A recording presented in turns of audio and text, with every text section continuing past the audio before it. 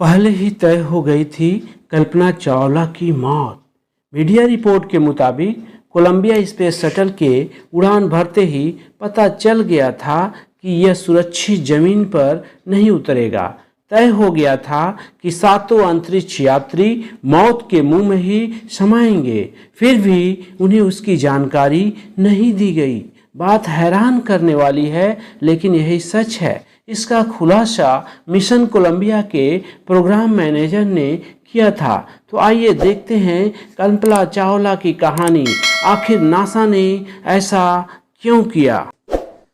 17 मार्च 1962 को कल्पना चावला का जन्म हुआ था। वह अंतरिक्ष में जाने वाली प्रथम भारतीय महिला थी। कल्पना ने न सिर्फ अंतरिक्ष की दुनिया में उपलब्धियां हासिल की, बल्कि तमाम छात्र छात्राओं को सपनों को जीना सिखाया। भले ही 1 फरवरी 2003 को कोलंबिया स्पेस शटल के दुर्घटनाग्रस्त होने के साथ कल्पना की उड़ान रुक गई, लेकिन आज भी वह दुनिया के लिए एक मिसाल हैं। उनके वे शब्द सत्य हो गए जिसमें उन्होंने कहा था कि मैं अंतरिक्ष के लिए ही बनी हूँ। नासा वैज्ञानिक और अंतरिक्ष यात्री कल्पना चावला का जन्म हरियाणा के करनाल में हुआ था। कल्पना अंतरिक्ष में जाने वाली प्रथम भारतीय, उन्होंने अमेरिका की नागरिकता ले रखी थी, महिला थीं। उनके पिता का नाम बनारसी लाल चावला और मां का नाम संज्योति था। कल्पना ने फ्रांस के जान पिया से शादी की, जो कि एक फ्लाइंग इंस्ट्रक्टर थे। जानते हैं उनके बारे में। करनाल में बनारसी लाल चावला के घर 17 मार्च 1962 को जन्मी कल्पना अपने 4 भाई बहनों में सबसे छोटी थी। मोटू कहते थे। शुरुआती पढ़ाई करनाल के टैगोर बाल निकेतन में हुई। जब वह 8वीं क्लास में पहुंची तो उन्होंने अपने पिता से इंजीनियर बनने की इच्छा जाहिर की। कल्पना के पिता उन्हें डॉक्टर या टीचर बनाना चाहते थे। परिजनों का कहना है कि बचपन से ही कल्पना की दिलचस्पी अंतरिक्ष और खगोलीय परिवर्तन में थी। वह अक्सर अपने पिता से पूछा करती थी कि यह आकाश में कैसे उड़ते हैं, यह अंतरिक्ष यान आकाश में कैसे उड़ते हैं, क्या मैं भी उड़ सकती हूँ। पिता उनकी इस बात को हंसकर टाल दिया करते थे। कल्पना फिर भी अपने सपनों को साकार करने 1982 में अंतरिक्ष विज्ञान की पढ़ाई के लिए अमेरिका रवाना हुई। फिर साल 1988 में वह नासा अनुसंधान के साथ जुड़ी, जिसके बाद 1985 में नासा ने अंतरिक्ष यात्रा के लिए कल्पना चावला का चयन किया। उन्होंने अंतरिक्ष की प्रथम उड़ान STS-87 कोलंबिया शटल से संपन्न की। इसकी अवधि 19 नवंबर 1997 से 5 दिसंबर 1997 थी। अंतरिक्ष की पहली यात्रा के दौरान उन्होंने अंतरिक्ष में 372 घंटे बिताए। जी हाँ, 372 घंटे बिताए और पृथ्वी की 252 परिक्रमा पूरी की। इस सफल मिशन के बाद कल्पना ने अंतरिक्ष के लिए दूसरी उड़ान कोलंबिया शटल 2003 से भरी।